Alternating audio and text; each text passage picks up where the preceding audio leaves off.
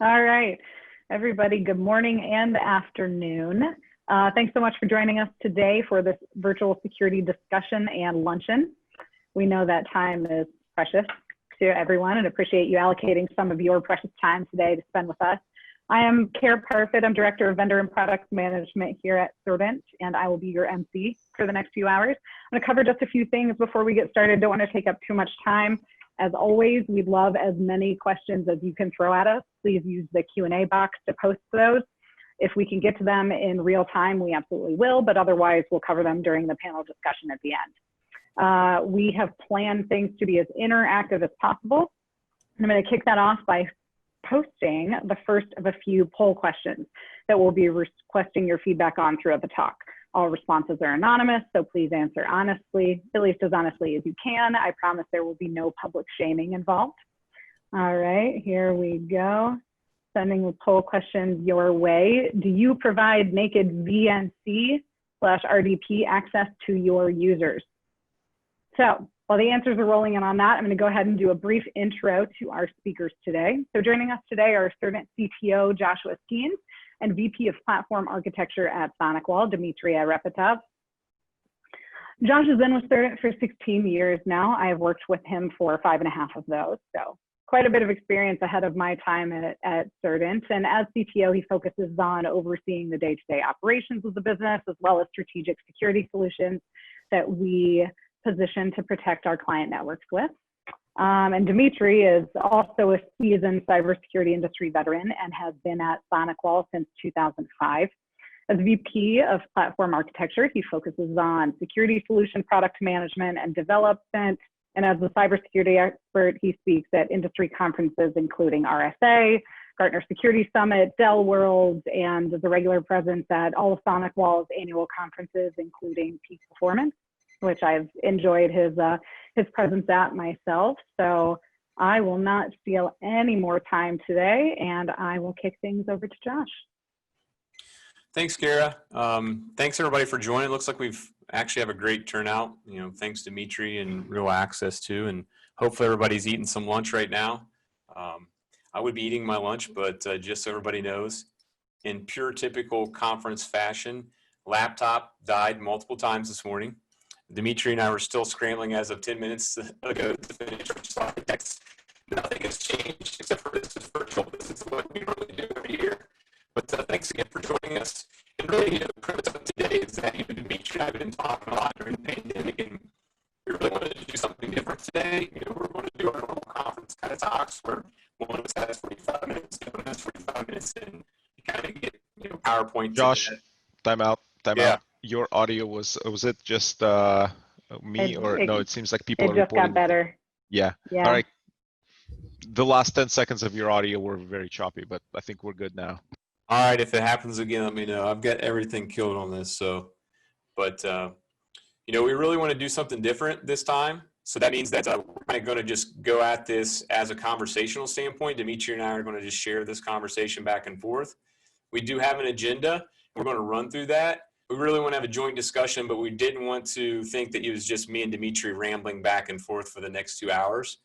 But also, as Kara said, you know, we want this to be interactive, and a lot of the answers that we're going to get from you are going to drive some of the discussion that we have later on in the day. Dmitry, you have anything you would like to add? No, looking forward to seeing some of the results from the polls. And, you know, the current question, plead the fifth. I'm not a lawyer, so I'm going to take plead the fifth as a no on this poll. But, you know, looking forward to the questions and the discussion in the next 2 hours. All right, and we have the response. Do you provide naked VNC RDP access? 15% say yes, 72% say no, and 13% pled the fifth. All right.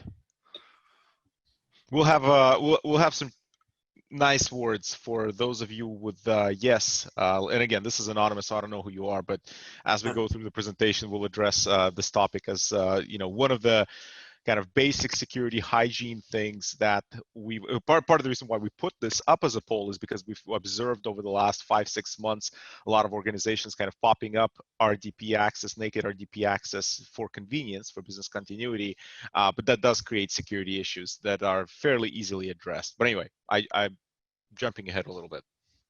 Yeah, so as everybody knows, we like to talk here, so it's going to be, Kara's here to help try to keep us on track here, but Dimitri, you want to show some agenda slides here, and I'll talk about what the agenda is going to look like, and then we can get started. So really, I want everybody to know we're going to talk about remote work quite a bit. Not so much COVID, but it is important for us to the first section here to talk about remote work. But we'll talk about security metrics and what the COVID-19 impact has been on the world today. What we're seeing in the world from a remote work standpoint, strategies behind that, questions to ask yourself if you ask these questions, and that's going to be a poll too. And what are those actions to take? That'll really, your poll responses will drive a lot of the topics that Dimitri and I will talk about. We're going to touch on some recent security incidents, Twitter, supply chain, and why those are important, why those actually keep us up at night. Dimitri's going to do a great job of, there's a bunch of really cool stuff that's come out recently, and it's coming out from SonicWall. The future is here, and he's going to talk about roadmap SonicWall. And then we'll do a panel Q&A. So please throw some questions out there. We're actually going to take live questions as well at the end. So you'll be able to raise your hand when you're going to ask a question. And time permitting, we'll do security technology predictions. Unlikely that'll happen just because of the nature of us liking to talk so much. But we'll try that. Dimitri, do you want to go to the next slide?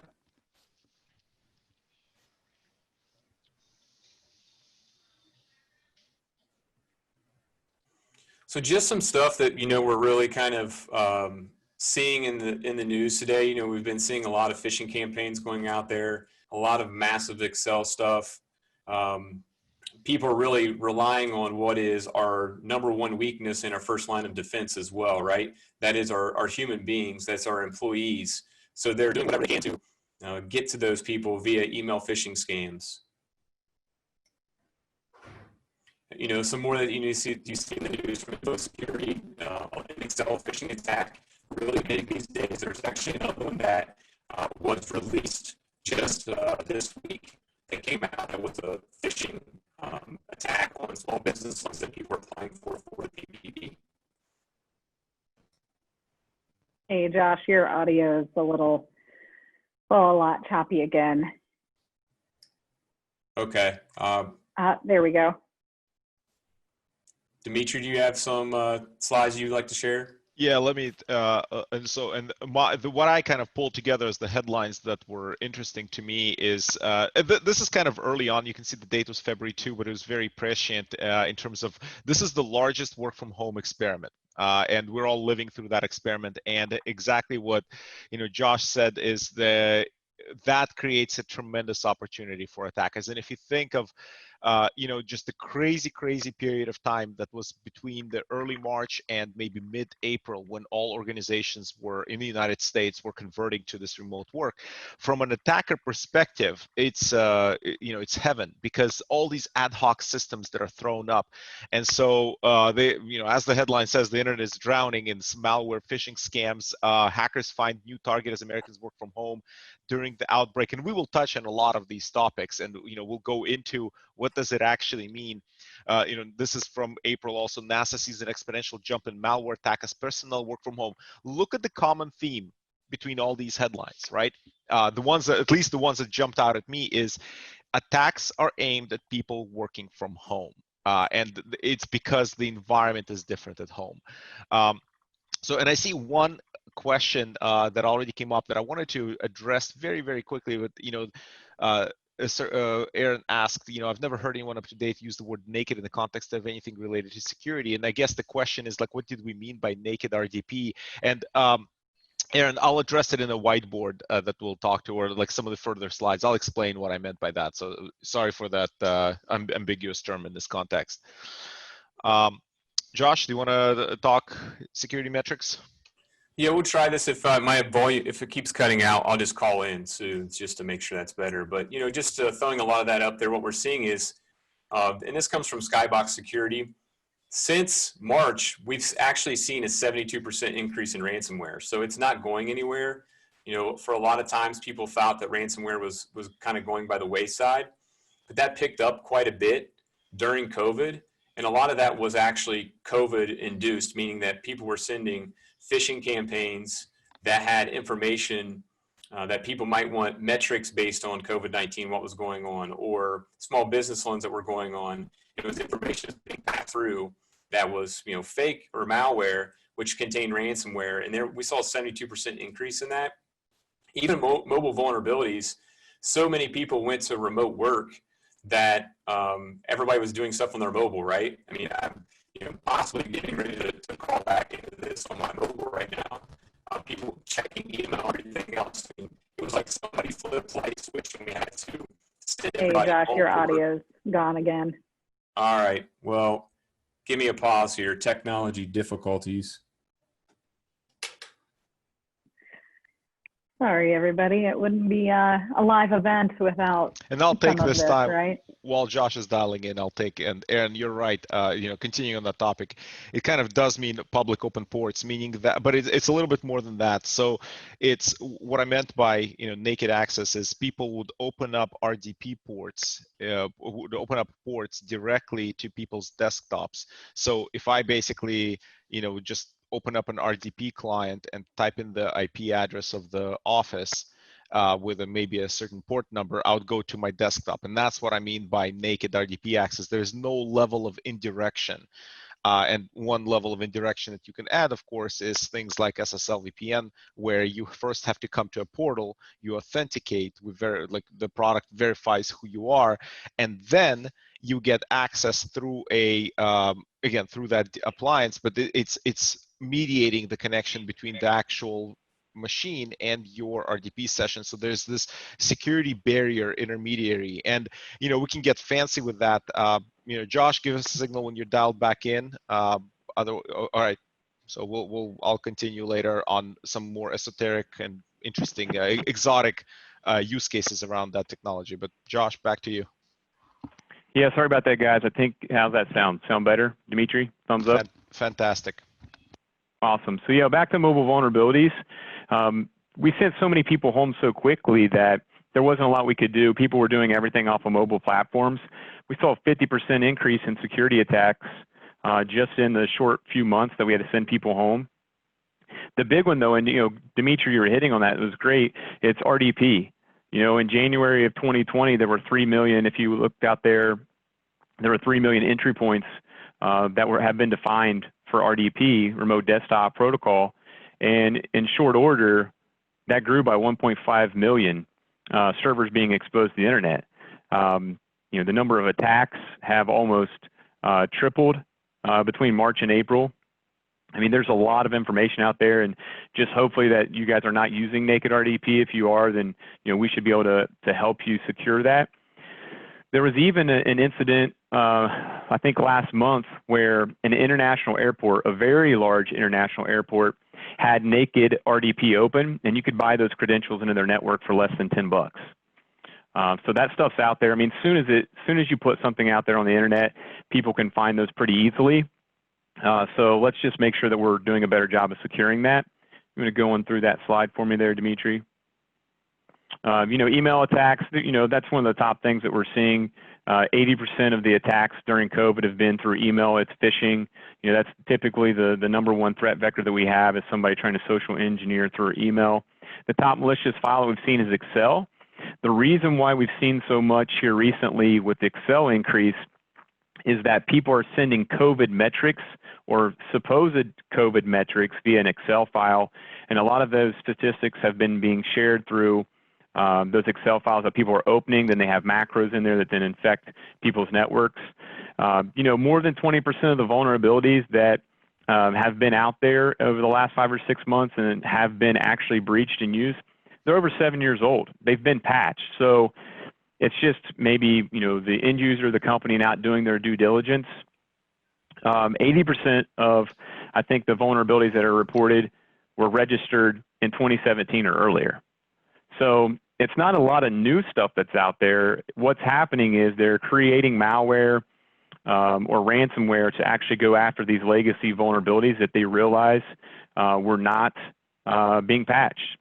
And patch management was, one of the basics that I typically talk about every year when it comes to security basics. And it looks like, a lot of people still aren't doing that. And from Checkpoint, they had a stat out there that came out a couple weeks ago. They said that they believe that 94% of all the coronavirus-related attacks were phishing attacks, actually. So, on the next slide, what you're going to see here is some passwords, and it's really kind of. Hey, Josh, can I interrupt? Yeah, go ahead, buddy. Before we go to the next slide. So I want to emphasize two things that Josh said, because in terms of how old the attacks are, that's actually, it's awesome that you brought that up. I didn't know you were going to talk about that, but that's something that I'll come back to when we talk about sort of state of security and where so I, as an attacker right now, where I invest, I'm running a business, by the way, right? Because I want to make money. I want to get, if I write some ransomware and I distribute it, I want to have some ROI on this. My investment is going into evasive techniques and into evading protection. I'm pulling ransomware or whatever, credential stealing malware. I'm stealing that. I'm taking that stuff. It's off the shelf, and I'm trying to also use a lot of the vulnerabilities that are old. Exactly as Josh said. Where I'm investing my time right now is how to bypass protections. And the fact that you have a stat there on top malicious file being Excel, that's something that we've seen over the past several years, the migration from browser-based attacks to document-based attacks. And if you think about why that is that the browser makers have put a lot, like Chrome, Google with Chrome, Firefox, Safari, they've invested a lot, i.e. Microsoft with the Internet Explorer and Edge. They've invested a lot in securing the browsers. They shut down Flash. Flash now doesn't run by default. Java does not run by default. So for me as an attacker, the attack surface on the web has significantly shrunk.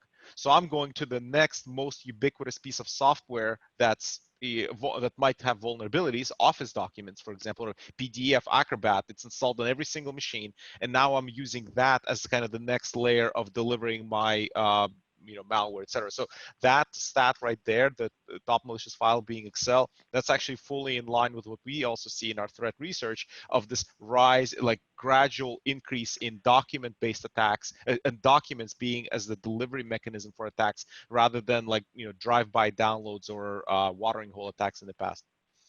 All right, back to you, Josh. What I would agree with, even with that, Dimitri, is I think what we see a lot of times is the hackers are not trying, it's not like the movies, right? What they're going around doing is they're looking for people who don't even lock their doors, right? That's what they're looking for. They're looking for the low-hanging fruit, which in this instance, a lot of times is small business. So that's something that you and I have talked about quite a bit over the last couple of months too, is that I think a lot of times small business thinks it won't happen to us. Well, 94% of all the businesses in the United States are SMB. So what businesses do you think that they're going to go after? The small business, the one that has the largest percentage of the businesses, and the ones that probably don't have that much money for a security budget. So it is just making sure that we're at least locking the door, because if you're locking the door from a security perspective, you're going to keep away a lot of the attacks. Passwords, I put this up here, it's always interesting, but the top 10 most common passwords that were used over the last 5 months in RDP breaches that were successful, they're listed here below. There were over 800 of these that were actually administrator blank password that have been confirmed breaches over the last 5 months. And you can see here we're just still not doing a very good job with passwords. And if you throw up the next one, Dimitri, you'll show some of the top passwords that were just being used of all the breaches over the past 5 months that have been defined out there on Shodan. Not very secure passwords, right? It's still staggering to me that null, no password is out there on an open, naked RDP session for people to log into. It's out there. Shodan, is a great site. I know Dimitri's super familiar with it, but if you ever want to go out there and see if your information's out there, you can easily use it. It's free to use. I don't know if you want to even pop it up. I don't know if you want to take that risk or not. That's what I was about to do. So this is, I think I actually have an account with, let's see. Yeah, I have an account with Shodan. There's a term called Shodan Safari. And what that means is you basically go on a Safari looking for, let's see, webcam. Let's look at open webcams on the internet, right? I'm not going to open any of these up because we don't know what we're going to get. But the point is, these are all so what this site does is think of it as a census, continuous census on the internet of every IP address with a fingerprint for that IP address of what is it running. So for example, here we see Huawei Cloud Service Data Center. There's some company with this IP address, and here's they fingerprinted this as a webcam, right? And you can do this for network attached storage, which it has this convenient feature to make it cloud available from anywhere we are. Well, you know what? Very frequently, a storage company focuses on storage and making it work. They don't think security. So you can find NASA's here. You can find open directories here. You can find, it's a fascinating website. Again, go on a Shodan Safari sometime for fun. Yeah, so Dimitri, I'm going to stop here. I've been doing a lot of the talking stuff, but from your perspective, you have a different perspective from a lot of times than what I'll bring to the table, because I'm seeing a bunch of different businesses while also trying to be a part of the security for our own organization. What are you observing these days? Like, what are you seeing out there? Yeah, and I'll share some slides and some observations. I want to emphasize that this right here, what's on the screen, is a very, very real very real issue. It still continues. Another website, if you don't know about it, is that's very useful, is Have I Been Pwned? Have Yep. I been pwned? Right, and this is every single breach that is there on the dark web, wherever. Every time you read that yet another 100 million records have been stolen, this is one of the companies that, and it's a free for end user service where they gather all those credentials. So you can literally, like, if I type, this is recorded, and I don't want to reveal my email addresses, but if you type in an email address here, you can see whether or not the password associated with that email address has been stolen and has been revealed. And if it has, change it immediately, right? This is another but this is a very, very real problem. And the other thing that Josh, you mentioned that SMBs don't think that they're a target because, hey, I'm just a 50-person company, who cares about me? What's really interesting is if you have to change your thinking, because on the internet, an IP address is an IP address, right? There is no concept of distance. There's no concept of small or big. If I am an attacker scanning the IP space and using a certain exploit on the IP space, I don't care that you're a 5-person company or you're Microsoft. Your IP address might be right next to Microsoft's IP addresses, and as I'm enumerating them and trying this, right, I will hit you right after I hit up Microsoft. Then I might hit Boeing. Then I might hit up Dimitri's Cupcake Store. There is no concept of size or distance. Everybody is an equal opportunity target, effectively. So you have to keep that thinking. There's no, like, in physical world, you might be like, well, my office is here in the middle of a park in this suburb. Who even knows that I exist? On the internet, it doesn't matter. Again, you might be right. You might be a neighbor with Microsoft or with Boeing. So again, it's a change of how you perceive sort of space on the internet. There are some questions. Let me see. Let me send you password hash form. Okay. All right. Remote work. So over the next, I think, 15, 20 minutes, we'll cover some conversations, kind of what I've seen on the remote work, the basics, the advanced, and really the conversation right now this year is focused around the remote work. We can talk about the super interesting state-sponsored attacks on, oil refineries in Saudi Arabia, etc. But that stuff's just going to continue to happen. And, I'll be blunt, if a nation state wants to get you, they'll get you. Just trust me. What you want to do is kind of, as Joshua said, is that joke of you just gotta if you run into a bear with your buddy in the woods, and the one person starts tying their shoes and the other person says, what are you doing? They're like, I just have to outrun you. You're kind of trying to do the same thing on the internet, right? You just want to be not a easy target. We'll talk about looking ahead. So we'll talk about, entry points to the network. I'm going to whiteboard a little bit of how the entry points to the network have changed. And actually, let me do that after some slides, because I think there is some content in the slides that will set the stage. And as we go through the next 20 minutes also, just, we'll ask you polls. We want this to be interactive, but some of the topics to consider is like risk assessment. Your risk profile is different now. It is like I'm working from home, and one of the topics that I will continue to emphasize, and that is very kind of near and dear to my heart, is I'm working from home. This office now here is now an extension of the SonicWall network, effectively, right? You are all in an extreme distributed enterprise now. The security of this home effectively becomes an extension by transitive property, becomes the security of SonicWall, because I'm an employee of SonicWall. The security of this machine from which I'm connecting to is effectively the security of SonicWall, right? So this is the risk profile has changed. You got to think of where the critical data lives. Obviously how to secure the remote worker, vulnerability assessment, and multi-factor authentication. We're going to continue repeating over and over and over what multi-factor authentication, how important it is. And I see another question on naked RDP. I'll whiteboard that. All right. So one thing that I wanted to start with. Hey, Dimitri, can I stop you real quick? Of course. You brought up a great question there. So, just in short, without giving away, security information, how is SonicWall securing you today from home, right? How is that different than what it was maybe in December of last year? Yeah, I'll tell you. Number one thing that changed is multi-factor authentication. And what I mean by that is, I have Authenticator on my phone, and believe me, I'm sick and tired of pulling out my phone and allowing a login through Authenticator, once a day for every app that I log into, but I know that it's necessary, because if my credentials get stolen, and I'll touch up on this on how what keeps me up at night is how my credentials can get stolen off of this computer. But if my credentials do get stolen, this is your line of defense.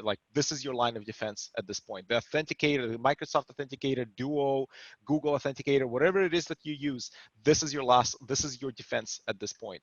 Because if my credentials get used somewhere, I have to approve it on my phone, right? And so, I mean, we also, I have, there's capture client, there's endpoint protection. I'm not a good example, because I get enterprise grade gear for free, effectively, and I'm running an extended beta test over here with noisy users. But the point is, but I want to emphasize multi-factor authentication. We turned off. We now mandate multi-factor authentication on on every single service that is accessible from the internet, every single SaaS service. We turned off certain things, certain older email protocols that did not support multi-factor authentication. So, for example, I used to use the built-in mail app on my phone. No more, not allowed. I'm using the Outlook app on my phone now, because that fully ties in with the O365 security ecosystem. There are full security controls. So that's been, I would emphasize that that's the biggest change that I've witnessed personally. Okay, that's great. Thanks, buddy. Yep.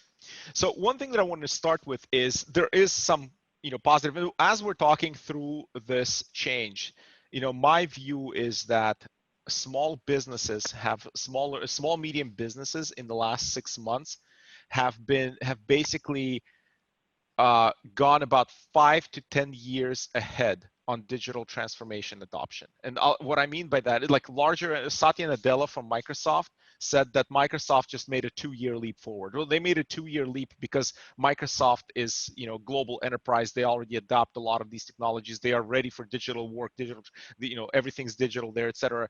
Smaller businesses have been kind of forced kicking and screaming into this world where, if you want to have business continuity, if you want to continue to operate online, you have to if you want to continue to operate in this pandemic environment, you have to be able to do things online.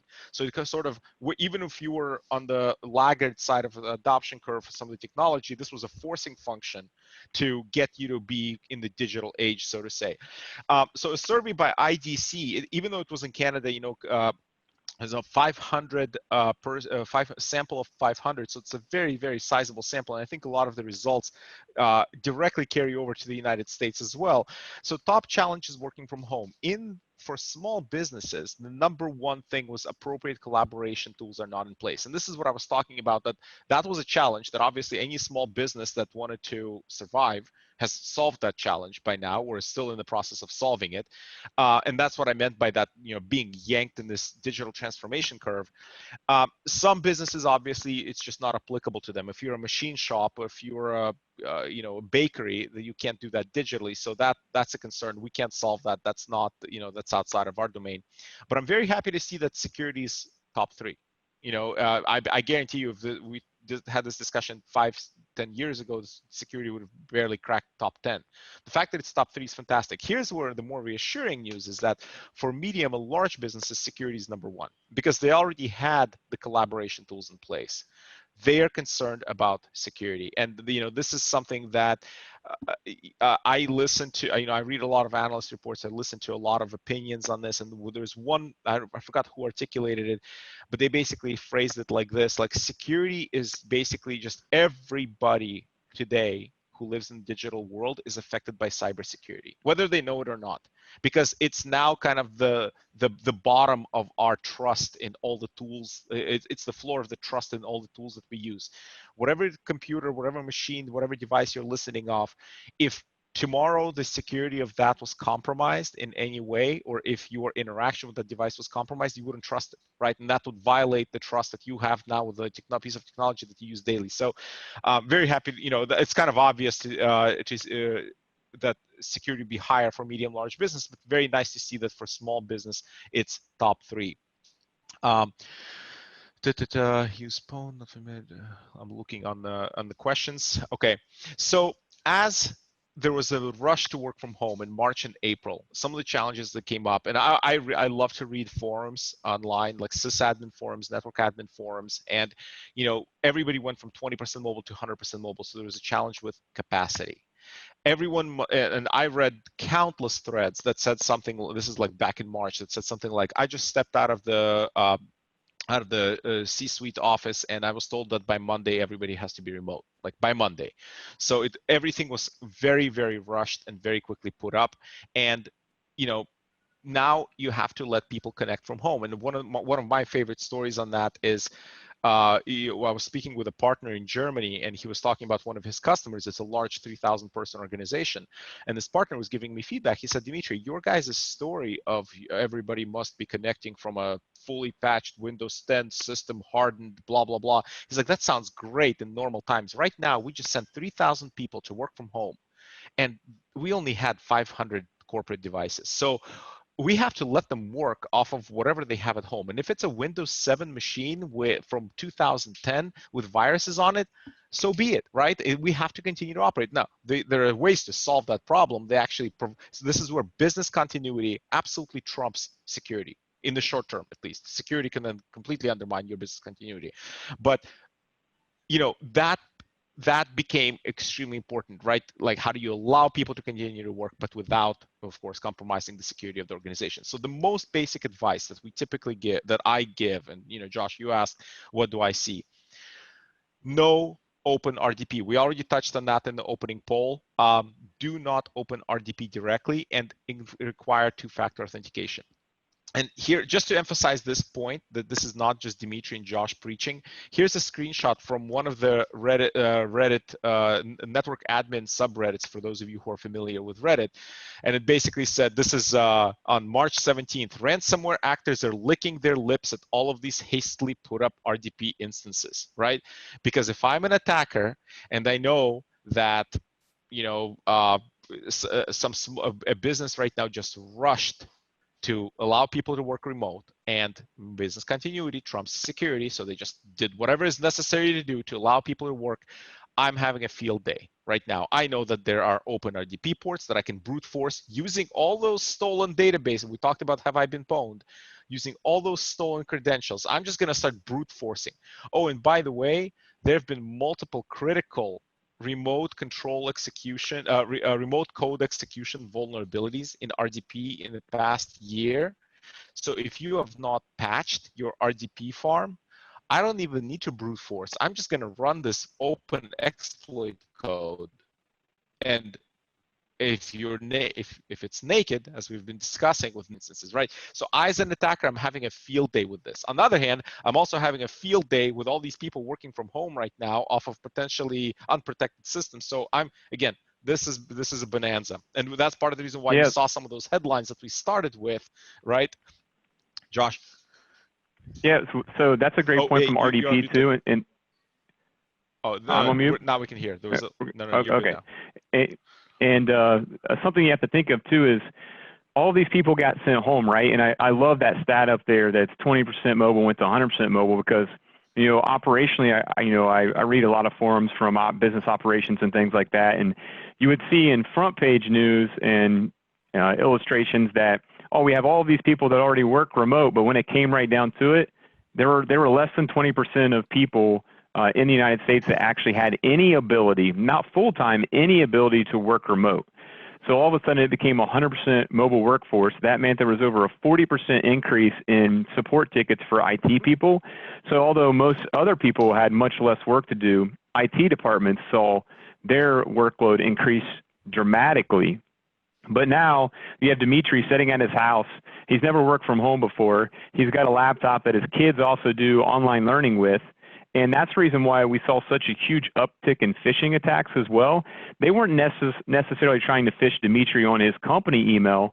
They were trying to phish him even on his personal email, because they knew if he opened that, it's outside of any email security. And now if they get him to click on a link and install something, or heaven forbid, type in his Microsoft 365 account credentials, like they've got an account takeover, or they've got a backdoor back into SonicWall, if there wasn't the right type of security put in place. And a lot of times there's not the right type of security put in place. So it's not that they're just trying to get access to corporate devices or phish people that way. They're trying to do it at an escalated pace on personal devices and personal email addresses, so they can then slip in a backdoor back into the business. Right. Yeah, and that's that point of, like, that's what I meant by transit. Like, there's a transitive property at play right now here. You send me an email phishing or whatever, some email to my personal account that I click on and open, and my computer is owned. Well, you know what? That's also the computer. I'm typing in my account password for O365 or something like that next in a separate browser window. So the security of the device is paramount.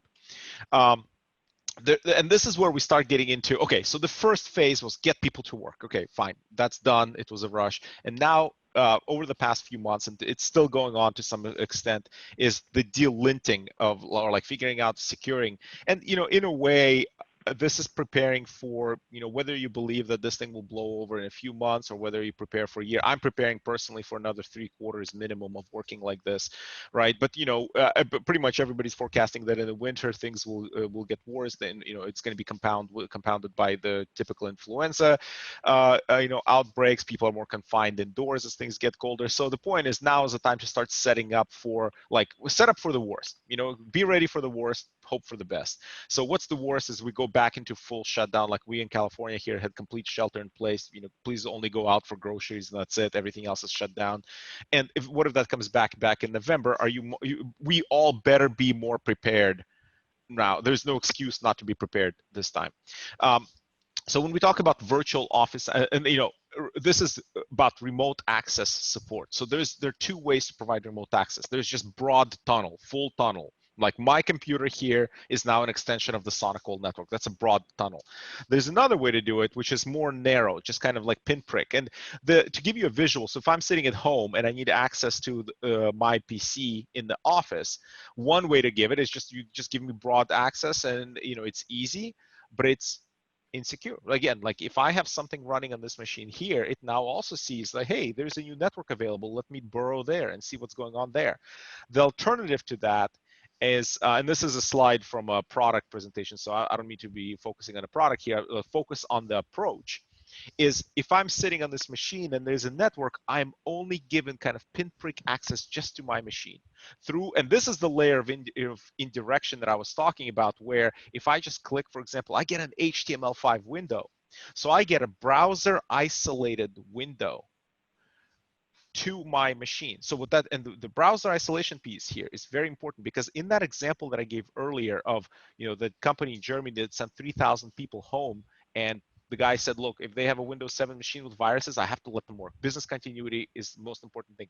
Well, he's not stupid, right? He also knows how to prevent, he wants to prevent viruses from getting in. So what they did is they rolled that out with HTML5 controls. So all you get is a rendering. It's not and for those of you who are more technically inclined, think of it as like raw connection versus just a rendering of the desktop. So I can be on the most virus-ridden machine sitting here, and nothing on my machine, that's none of these viruses can even touch the remote network, because all I'm seeing is a rendering in the browser. And by the way, there's another poll that just came up. We meant to ask this a little bit earlier, but I mentioned my outlook, my personal outlook, my 2 cents is 9 months more of this. We're curious to hear kind of what the audience thinks. And then we move to the client integrity on the home networks. And this is the topic that I love, right? You see these headlines constantly. It's okay. First of all, we now have everybody working remote. Extreme work from home experiment. What does that do? Look at these headlines, and these are just some of the more in the last 2 years. These go back to 2010. Hackers infect 500,000 consumer routers all over the world with malware. New attack on home router sends users. And for those of you who have been at these conferences, I've spoken at the certain conference, I think, for a few years now.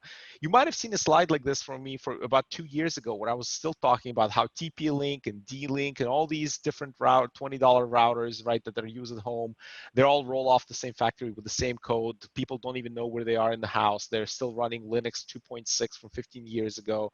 Right. This is now the gate with a border to corporate networks, right? And I already showed this particular slide, right?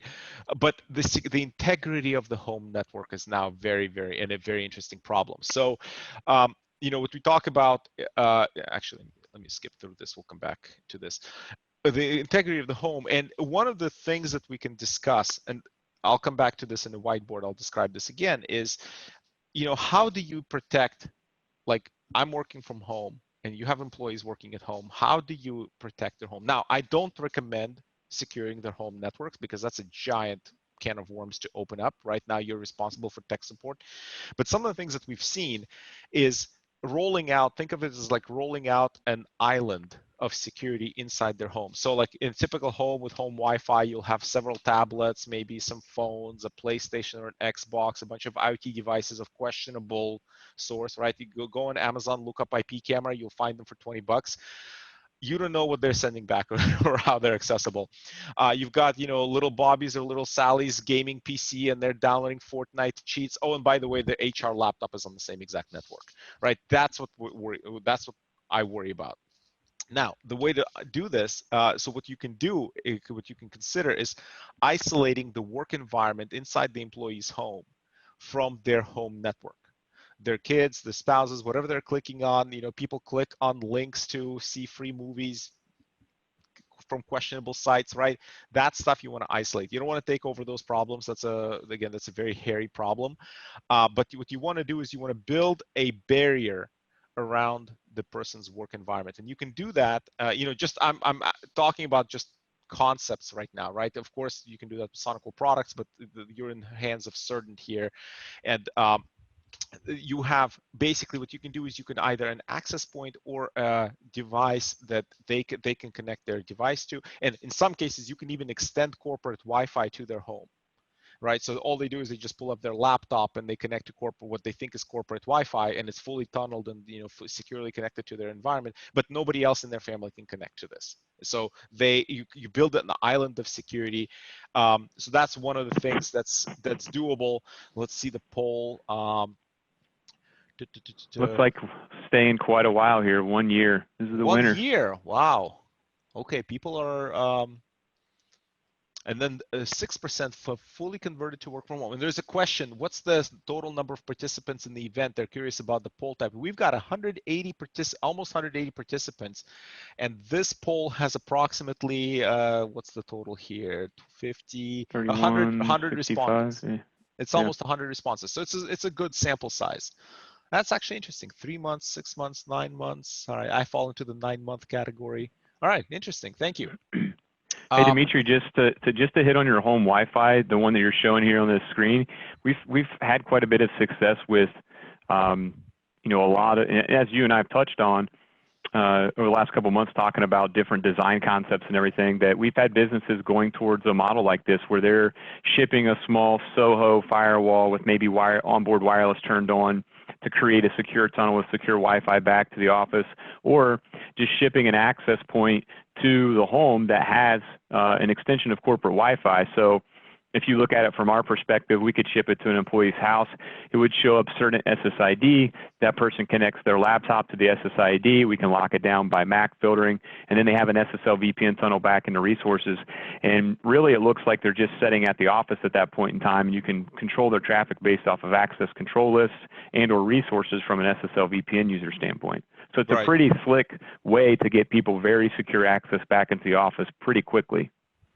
Right, and that's exactly what I meant. And I initially, I was talking to chatting with Josh. I was talking about sorry, that's me connecting from my iPad. I was initially saying that this might be a solution that's suitable for high-value employees. What I mean by that is people who typically don't deal with extremely sensitive data, but don't typically work remotely. So they don't have that muscle built up on how to securely work remote. HR, finance, legal, right? And then for environments that have completely, 6% of people said they've 100% converted to work from home, right? This is now my home is now your part of your distributed enterprise, right? So you got to consider that. In some cases, companies just do that for their entire work staff, because that gives them the peace of mind for compliance, regulatory, or just general security. That I don't know what the home security is of my employee, but at least I know that my employee sits in this protective bubble that I can control, that I can attest to from a security point of view. So and by the way, I love the questions that are coming in. Again, we're trying to make this interactive. So if anything that we're saying kind of, hits a nerve, or if something's unclear, please come in with questions. I'm going to switch just for a second to whiteboard. I've been promising, saying that I'm going to whiteboard. New reality. I really want to know, pre-COVID, let's draw like a little network here. I know how great of an artiste you are there, Dimitri. So get ready. let's look at what did the typical network look like from an entry point standpoint, and then what do we feel like it looks like today? Because it's great to have a visual. Yeah. So and Josh, curate. Tell me if you saw something different, right? I'll try to draw this as we go. But we had a typical network. There's the internet. There was I'm gonna say this is a firewall. There's Wi-Fi somewhere here, right? I'm just basically saying that this is the LAN side of the network. There would be cloud services out on the internet. I'm gonna call this SaaS. But typically, people would connect. They would come into the office, right? So if they're sitting, let me turn on my laser pointer if you can see this, right? They would be sitting on their laptop, and I know that they are getting protection. They are getting protection here, right? There's a network level protection, whether it's intrusion prevention, whether it's gateway antivirus, whether it's ATP analysis, whether it's URL, URL filtering. They're getting protection. They're getting protection here with NG Next Gen AV. There's a mail server somewhere on their LAN, right? I'm going to call this mail, or maybe their mail is up here. So mail can be here, or mail can be here, right? Because some people have converted to O365. But the point is, there's also email protection, either on premises. They might be running it on prem. I don't know how I'll draw this. I'll draw it like this. Let's just say that mail is secured, or they might have an email security system. They might have an email security system in the cloud, so mail is protected there. What has changed? Am I missing anything, Josh? What are we missing from typical environments? So they're accessing the internet, but the point is they've got protection number 1 here, they've got protection number 2 here, and there's a layer of protection. Sorry, go ahead.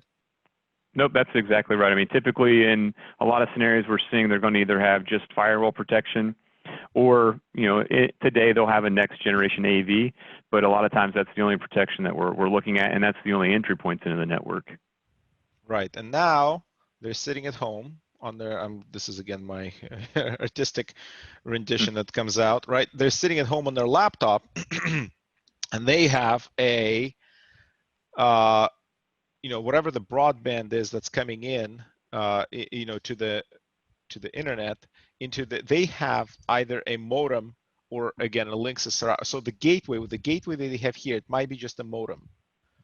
You know, actually, this is a poll question that we should have added, is like, how many of you at home, and the sample size here would not be very good because it's all security people, but how many of Yep. you at home have rely on just the Wi-Fi and the connectivity provided by your ISP modem versus how many of you have a consumer grade off-the-shelf router, and how many of you have a kind of enterprise grade security rolled out at home? That would actually be like the 3 buckets. I'd be curious. But the point is, you've got the modem and you've got a personal PC. So now, first of all, when you go out to the internet, if you're running any of the old school AV, if you've got the free McAfee that was installed with your Dell PC or whatever, right? So you've got questionable endpoint protection here. And I'm not saying, there's some things here. AV question, right? Is it new or old? But there's also OS. Is it new or old? Is it 7 or 10? Is it fully patched? This is in Windows, and with the equivalent to Macs. And by the way, if you're running a Mac, don't think that you're safe, right? That's a head in the sand security approach. Macs have malware as well. It's just as insidious. And you've got patching. I love watching when people share their desktops. What my eye goes to typically is, do they have on Windows a notification that they have to reboot, or does their browser, if they're using Chrome, does it have a red icon in the top right, meaning that they have security updates that they've ignored for more than a week on their browser because they have a bunch of tabs that they want to protect that they have open, they don't want to lose, right? And so I like to watch kind of like what's the hygiene of the people that I'm interacting with. Not that I do anything about it, but it's just kind of a curiosity. But I know that most people don't patch at home. So now you're going out to the internet, right? Now you're going out to the internet, and there are, and I'm going to say this is questionable too, right? You don't have these same protections, right? So you've lost the multi-layer defense. I don't know, Josh, anything that I'm missing here? I'm kind of No, but I mean, the great poll question would have been a great poll question, just for the simple fact that, I mean, think about all the DNS poisoning that we've seen over the last probably 20 months on home Wi-Fi coming off of whether it's an unpatched Linksys router or a D-Link, something like that, where somebody's using a normal SMC modem that has Wi-Fi on it for a carrier. There's a lot of DNS poisoning that's been going on, which then trickles all the way back down into the employee's home at that point in time, which, given the state of today's work from home environment, could be really detrimental to the organization that they're connecting back into. Right. And let me take an opportunity right now to also explain to people what I meant. I got a lot of questions on, naked RDP and what I meant by that and ports open. So let me explain exactly what I mean by that. So you have, again, we'll draw our internet cloud, and there's some sort of a device that provides internal versus external segmentation. It might be a firewall, might not be. Let's pretend it is a firewall, okay? And you have a Windows machine here. It's typically actually not a laptop, it would be a desktop. So it's let me draw a desktop, right, with keyboard. This is my art coming through. So, but the point is, the person is remote right now. They're sitting on their laptop, and they're asking, they want to access, what they want to do is they want to go over to the internet and they want to access, because their files, right? Their files are on their machine, their work environment, etc. So one of the things, and let's just, one of the things, what's naked RDP is, what an admin will do is the admin will go into the firewall, and they will say, you know what is the box that are labeled foo? Oh, I'm sorry, this is firewall. That's not foo. It's firewall. Okay, sorry about that. That's my art coming through again. So the point is, they'll want to go through, and what an admin will do is they'll go log into the firewall, and for convenience, right, they'll just say RDP. So RDP, by the way, works on, so RDP uses port 3389 by default, right? And they'll say, you know what, I'm just going to open up port, I'm going to redirect port 3389 Oh, sorry, I changed colors accidentally there. I'm going to port, and let me do this in red because it's a bad thing to do. I'm going to redirect port 3389 to this person's machine because they've been asking for it. You can't do that for every employee. You have to start changing ports, and you can say 3340 is for employee number 2. So this is for Bob, and this is for Alice, right? Bob and Alice now have access. And now what Bob can do is Bob can open up RDP on his machine. RDP, type in, company IP or company, host name if they're hosting their own stuff, but just company IP into RDP, and boom, they connect natively. They connect directly, right? They go in, they knock on the door here. The firewall says, oh, yes, I know where you're supposed to go. You're supposed to, I was told that I need to forward you directly to this machine, this machine inside. And they connect. And from Bob's perspective, let's call this Bob here, right? From Bob's perspective, it's super convenient and super easy. Problem solved. Good job, IT. Well done, right? I got to work over the weekend. You rolled me out. I'm online. Well, here sits Dimitri. Oop, my palm keeps hitting the screen. Here sits Dimitri on his laptop, scanning IP addresses, right? Scanning. And what I'm doing is I'm hitting up everything on 3389. I'm using Shodan to search. I don't have to search for this port. I can do a port scan and discover that Alice has a similar setup. Alice has a similar setup on port 3340. But as soon as I find the port, the point is, as soon as I find that, yes, it is actually speaking RDP, because the firewall is just basically passing along everything natively to this machine over here. And Dimitri the attacker, so this is Dimitri attacker. I start sending all of those exploits, and I start sending all of those attacks. And Josh, I'm gonna actually Google RDP RCE. I'll have this up when I go back to the PC sharing. I'll show you guys critical vulnerabilities last year. So this is bad. Okay, this is bad. Don't do this. Now, what does good look like, and why is it good? So if I replicate the same exact setup, so we've got internet access here, we've got connection to the internet. There's a firewall. There's a LAN. There's somebody's PC, for example, right? Desktop, whatever, laptop, if they left it at work. This is firewall, and Bob or Alice are sitting outside. I don't care where they're at home or cafe, and they open up RDP. They want to get RDP. They want to get remote desktop access because you have internal applications that you want to give them to. They have their applications there. And what I want to do is I want to have them first, instead of like on this image, where they went directly through the firewall just said, oh, this port, yes, of course, just go here, speak to this server, right? The firewall is basically just a traffic cop. That's it. Yes, you're allowed to go on. That's what naked means, is that I'm nakedly accessing this machine. So whatever vulnerabilities exist on this machine here, I can attack. Well, actually, I should be doing it from Dimitri, but you get the point, right? I can do the same thing. I can try all my exploits. I can knock on the door. I can do brute force. That's what naked. That's what I meant with that analogy, naked. Direct is the other way to say it. Whereas if I have a level of indirection, let's say it's either the firewall or if there's a VPN device sitting. What Alice, and I'll speed up a little bit in the interest of time, what Bob or Alice, let's say Bob or Alice, what they first have to do is they first have to authenticate here. And when they authenticate, this device then initiates a separate connection here. So Dimitri, the attacker, is sitting here on the side, right? This is Dimitri, the attacker.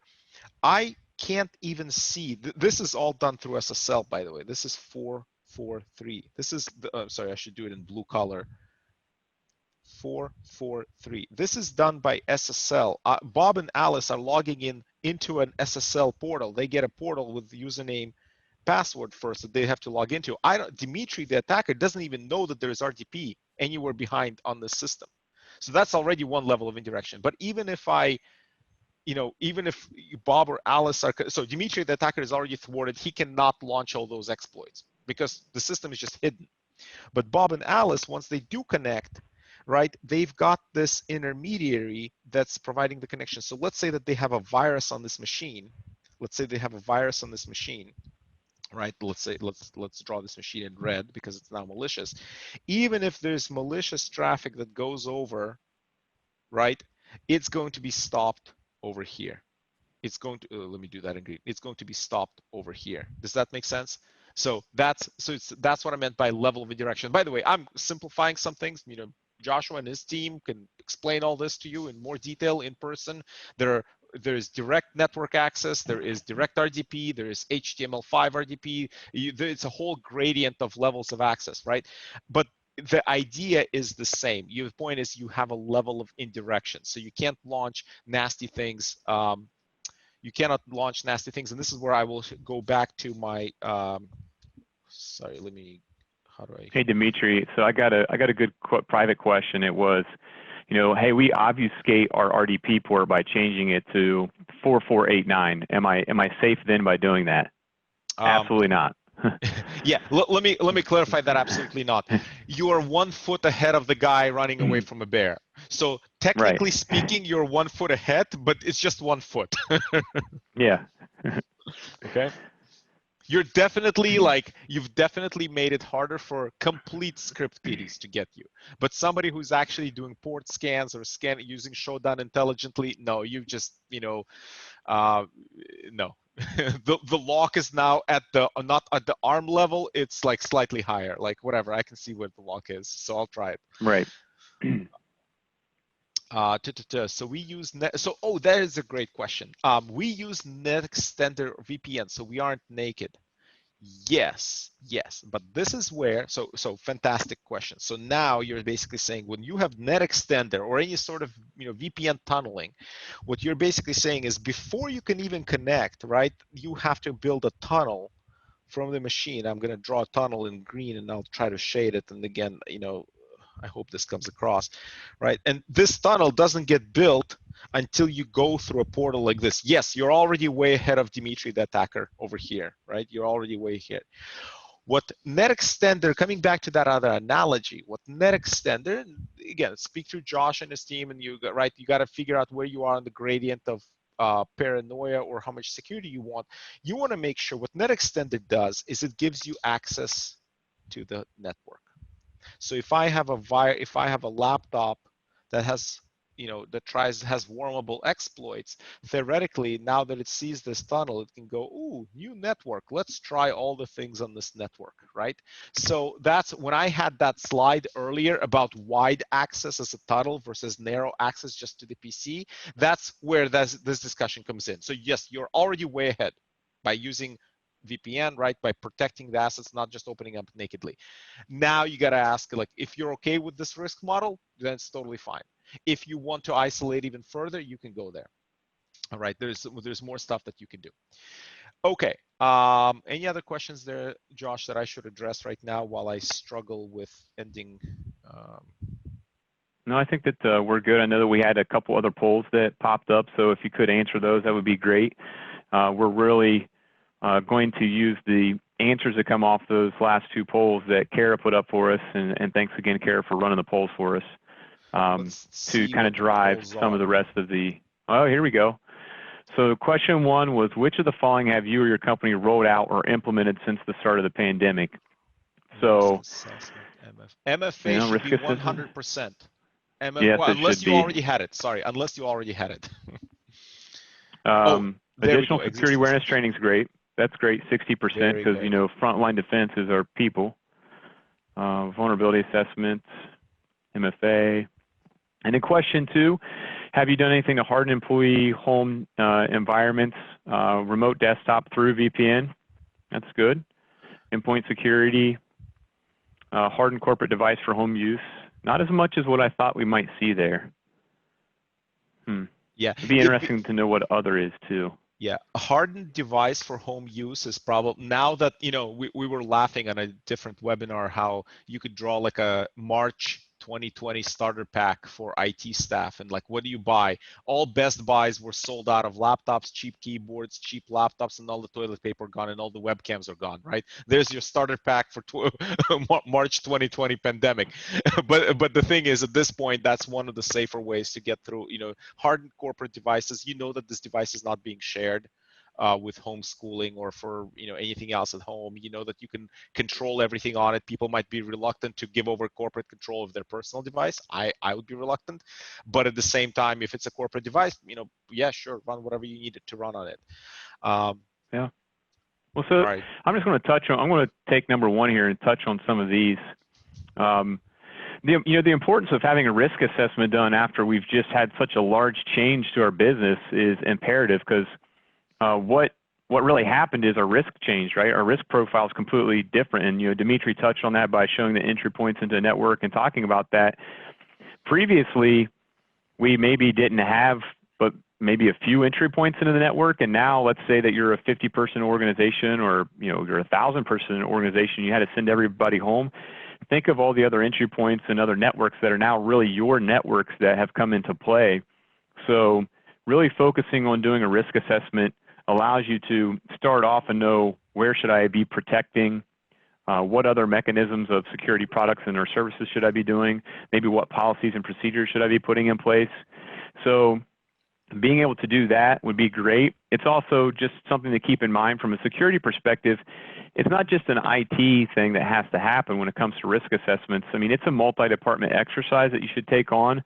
And what I mean by that is, each department, meaning whether it's marketing or sales, their risk might not be your risk, and vice versa. So it's important to get a lot of feedback from all departments of the organization at the different levels, and then go at figuring out what your next steps are going to be from a solution. Touching on MFA, not going to hit on that a lot because I think we all know that by now. If you have anything from a remote access standpoint and it has the ability to do multi-factor authentication, you've got to turn that on. There has been some industry buzz lately, and Dimitri, you might want to give your opinion on this, that there is a difference between MFA and 2FA. There's actually a large difference between the two. But if you have only the ability to do 2FA, I believe personally that you should be doing 2FA. There is some industry security people out there that are saying you shouldn't do that. What are your thoughts on that, Dimitri? I look at it as like, if you have just 2FA minimum, honestly, I use the two interchangeably, and just because to me, having something, you're already like miles and miles ahead. After that, I think it's kind of, in my personal opinion, it's splitting hairs, but there maybe I don't know enough to give a full technical opinion. But to me, have either one of those. If you don't have a second factor authentication, you're playing with fire. That's my view. Yep, I would agree.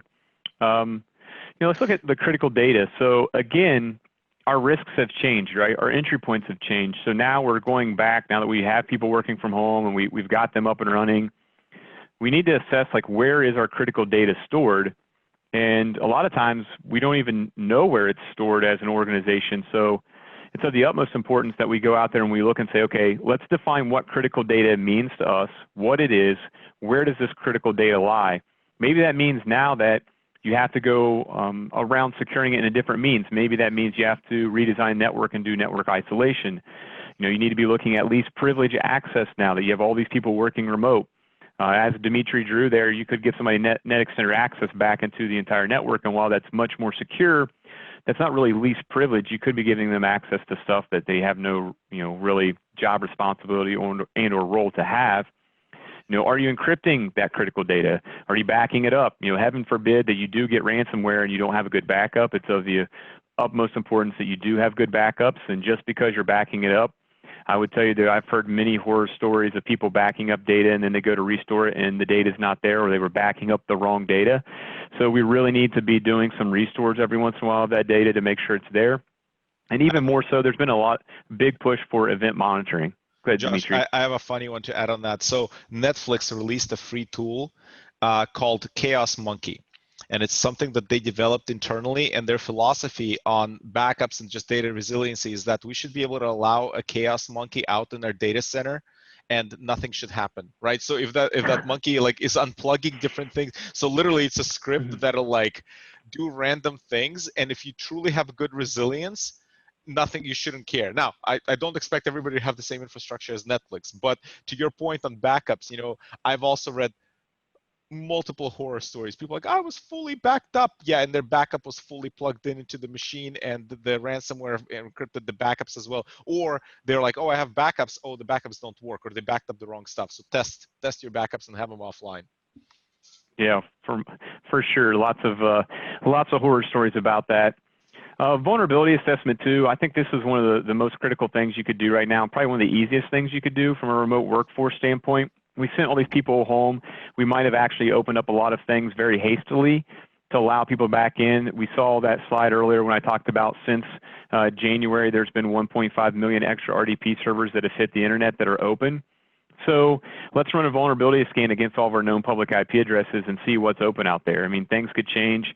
A network administrator or firewall administrator could have jumped in there to make a simple change, actually open something that they shouldn't have, or forgot about it because they wanted to do something. They wanted to let Dimitri in on a Tuesday. He only needed access till Wednesday, and then they forgot about it, and 3 months later, it's still wide open. That story plays out time and time again. Yes.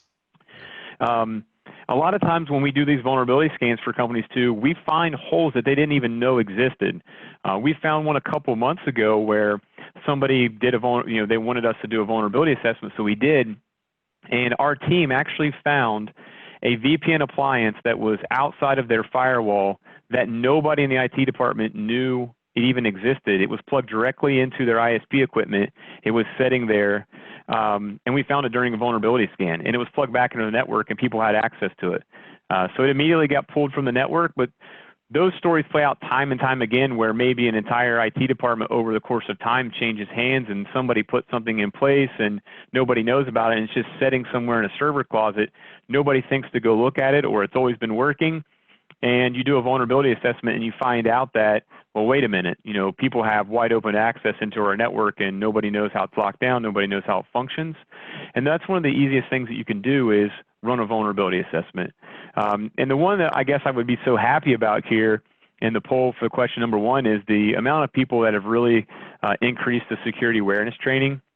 Again, I mentioned this earlier on today, but the number one threat vector for us as a business is our employees, and our first line of defense is our employees. So it's of the utmost importance that we train them properly so they know what to do, what not to do, who to actually go talk to.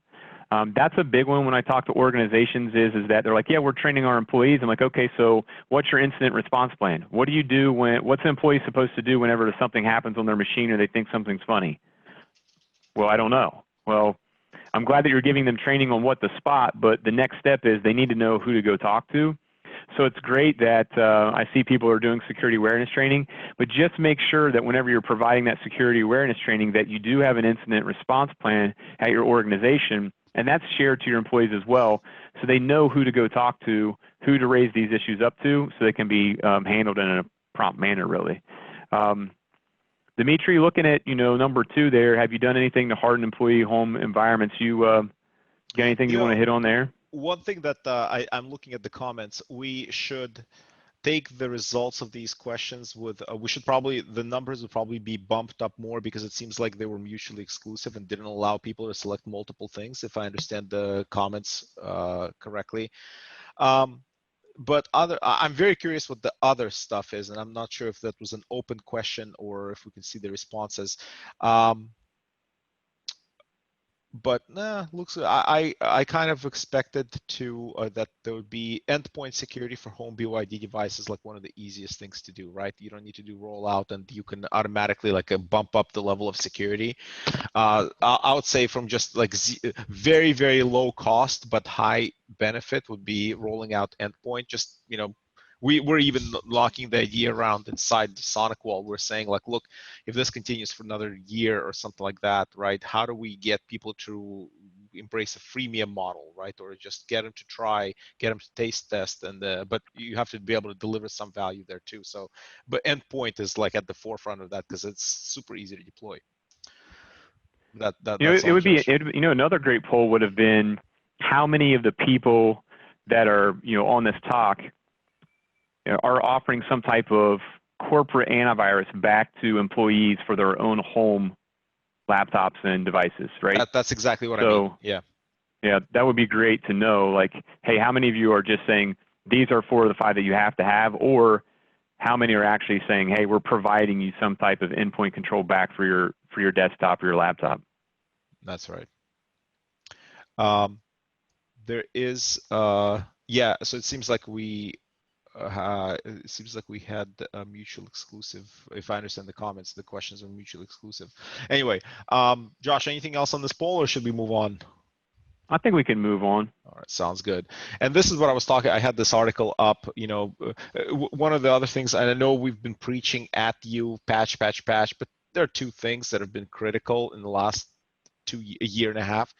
There have been remote desktop vulnerabilities that are wormable. Wormable is scary. Wormable means they can propagate automatically, so patch your RDP instances. The other thing is VPNs. Whatever VPNs you have, make sure that they're patched, right? There are horror stories also online right now, and this is being exploited. Last year it was being exploited by nation states. This year it's being exploited by script kiddies, scanning on Shodan for VPN appliances and then checking whether those VPN appliances are running latest patches. And if not, well, you know what? If I can break into your VPN appliance, that I have keys to the kingdom. Some of the other stuff, you know, we talked about cloud access security. Josh, you mentioned phishing, and I thought I would give an example of a real phishing email through a document that came into one of our sales leaders. And if you don't know, Bill Connor is our CEO. So it was very interesting. You know, this person sent me as an example. They actually asked me, like, hey, is this real or should I click on this? Because they received an attachment. The title was something like, this is about the COVID-19 preparedness. You know, so it's, again, there's a new topic. Curious to open. They open up the attachment. The attachment says the file that what you're actually looking for is in OneDrive, and Bill Connor shared a secured document via OneDrive. If you click on this, you're on a phishing site that looks very, very convincing. Looks like OneDrive login. If you continue proceed, your credentials are stolen, right? But the point is this personalization and using documents as a vector for either phishing or for malware delivery. This is a live example of that. I had one person. Josh, why don't we cover like what keeps us up at night? You know, you go first. What keeps you up at night?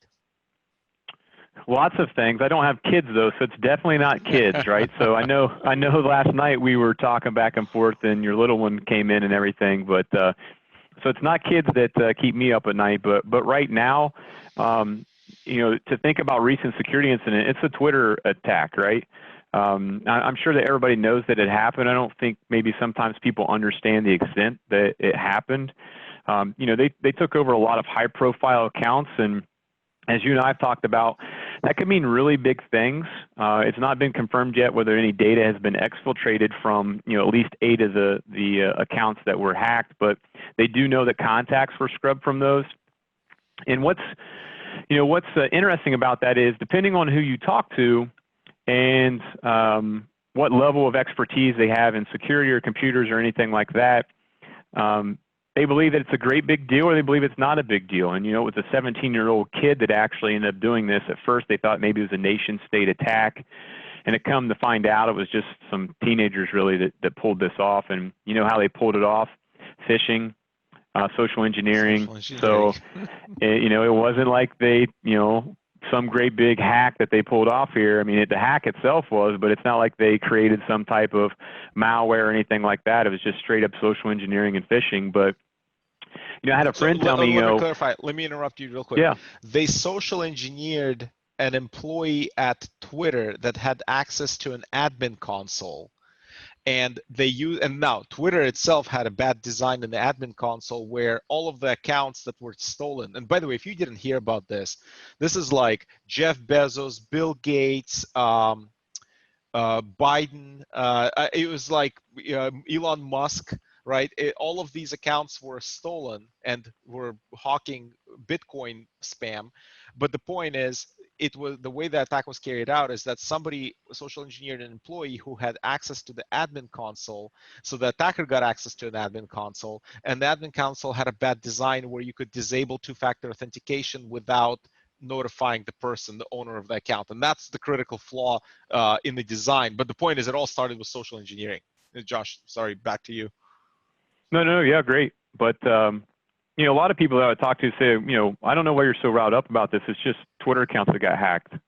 And I'm like, well, there's a big difference here. For millions of people, Twitter is a primary means of communication and information gathering. It touches millions upon millions of people.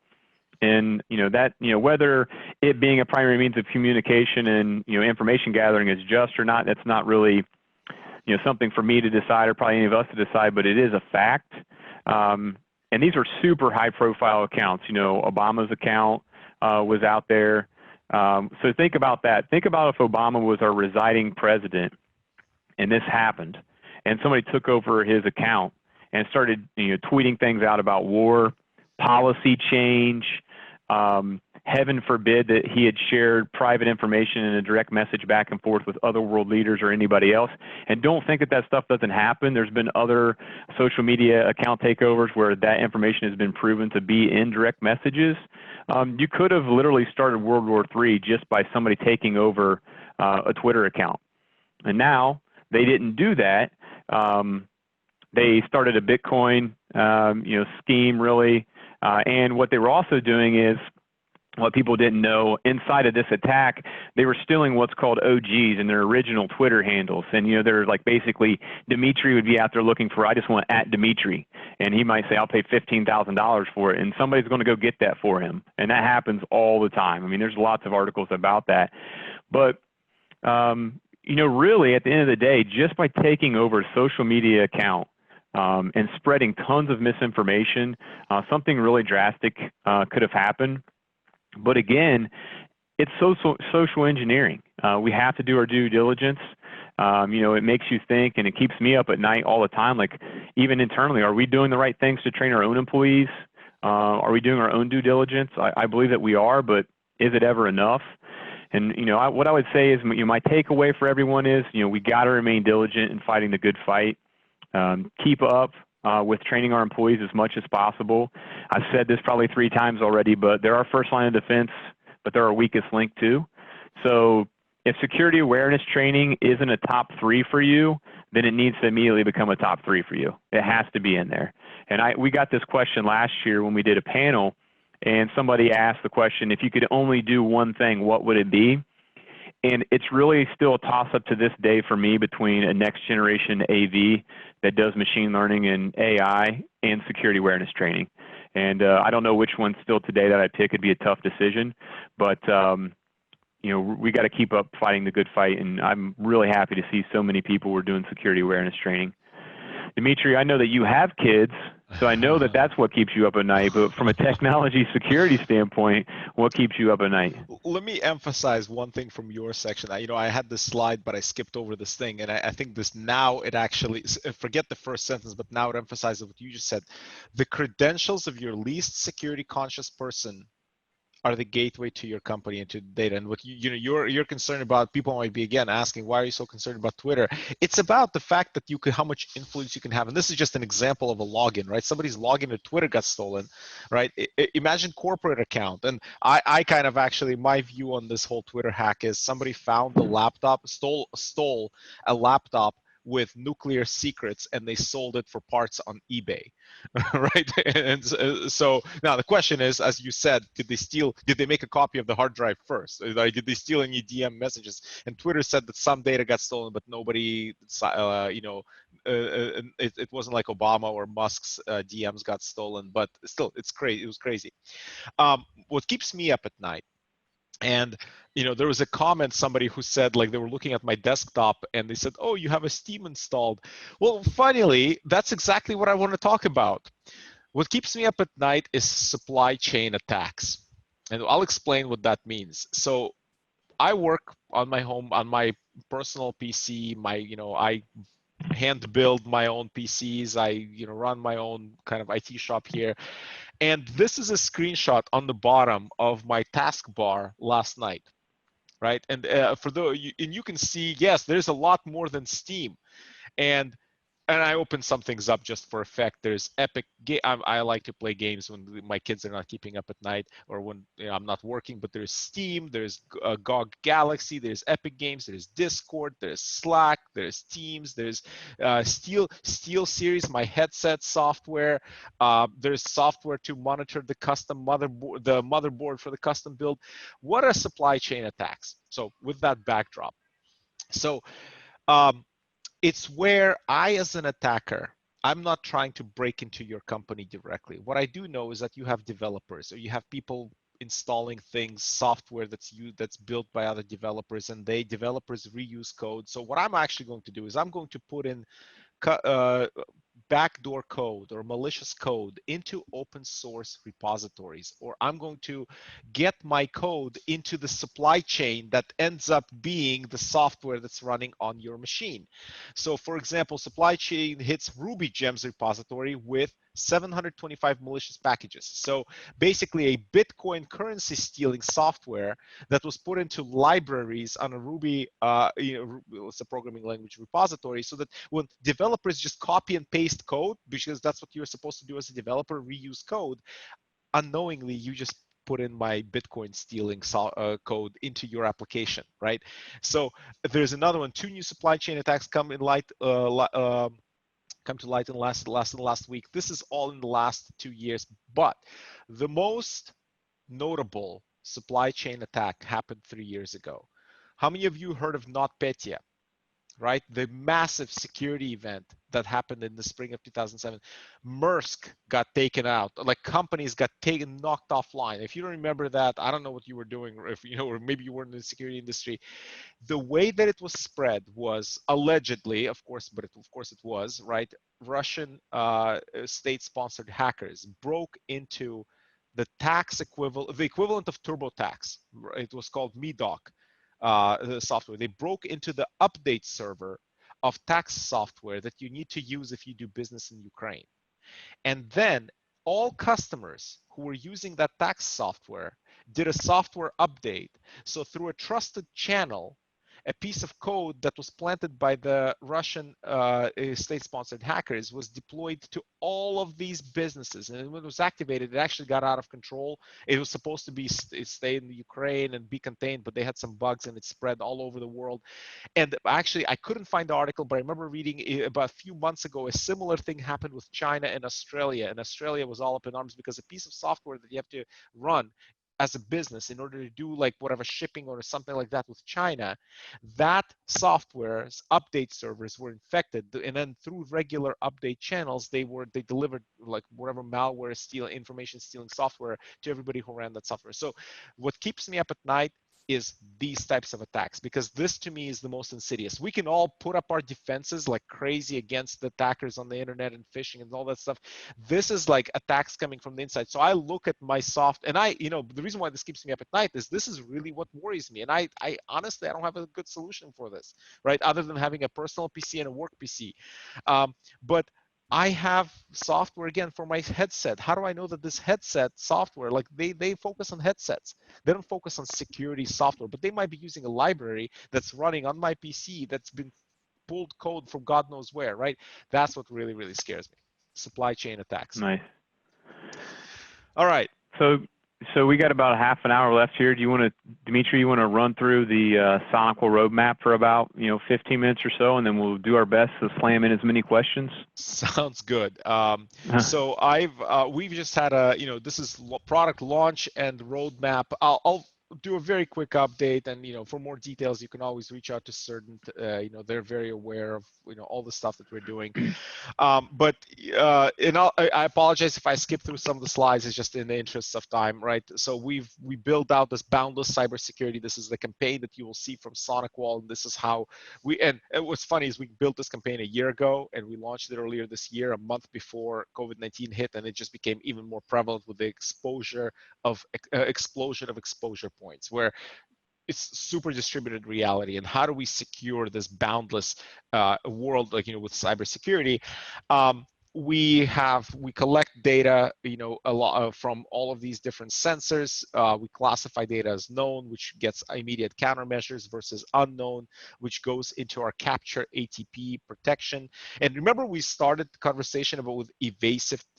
I said that evasion is the focus of malware writers. Well, we focus with our ATP solution on anti-evasion. That's why we have multiple engines doing sandboxing and analysis, so you can evade one, you cannot evade all of them.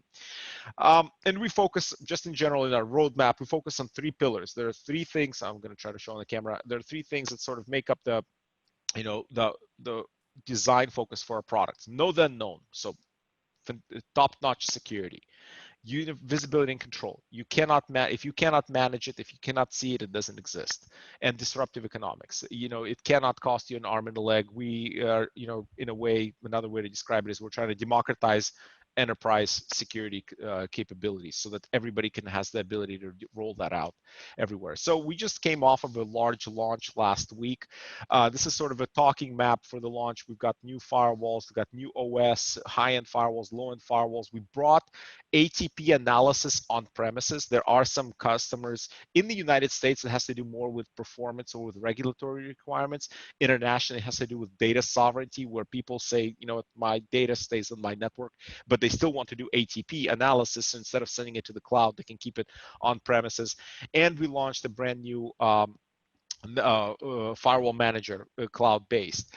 And it's not about individual products, okay? This is a nice menagerie of products, but it's about solutions, right? And one of the things that we've been focusing on, and again, it's coincidentally, nicely for us, it's matching up with sort of the reality today is the concept of an SD branch office. And the idea here is that you should be able to have a solution for a branch office. And that branch office today could be just the home office, right?